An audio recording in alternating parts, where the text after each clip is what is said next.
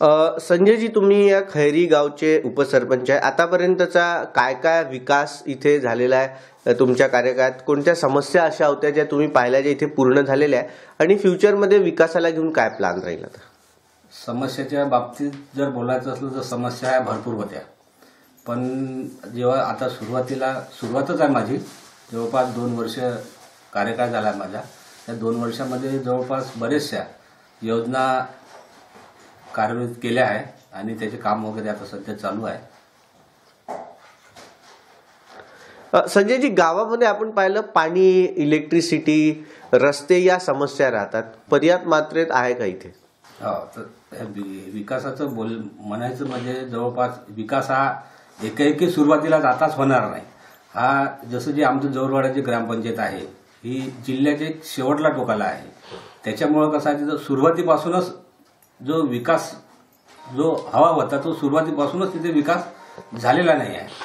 त्याच्यामुळं आता कसं आहे, आता नवीन फंड जो येतो त्या नवीन फंडामध्ये विकास आता सध्या नव्याने भरपूर होऊन राहिलेला आहे. गावामध्ये वैद्यकीय सेवा एक मुख्य प्रॉब्लेम असते, ती पूर्ण झालेली आहे का वैद्यकीय सेवा? नाही, वैद्यकीय सेवा ही पूर्ण नाही झालेली आहे.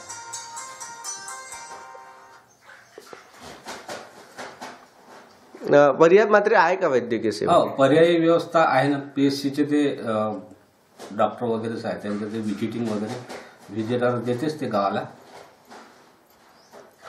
संजयजी, गावामध्ये बेरोजगारी एक मुख्य समस्या राहते, तर ग्रामपंचायतीमार्फत बेरोजगारांना रोजगार देण्यामार्फत काही उपाययोजना आहेत का? हो, जे आता जे MRJचे रोड वगैरे जे आहे, आपण ते गावामध्येच गावातले जे बेरोजगार आहेत त्यांनाच आपण ते कामं देतो. गावामध्ये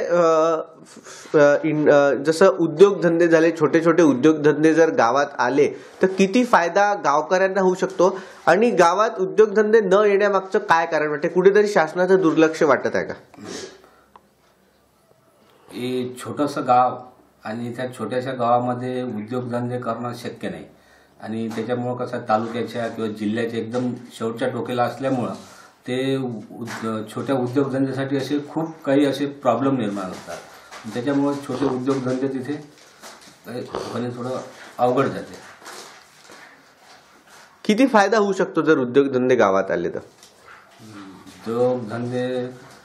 उद्योगधंदे गावात तसं तर येणारच नाही, कारण हे छोटं गाव आहे, लोकसंख्येच्या मानाने छोटं गाव आहे. त्याच्यामुळे उद्योगधंदे छोटे आणि महिला बचत गटाच्या माध्यमातून वगैरे जर आले तर फायदा नक्कीच होऊ शकतो.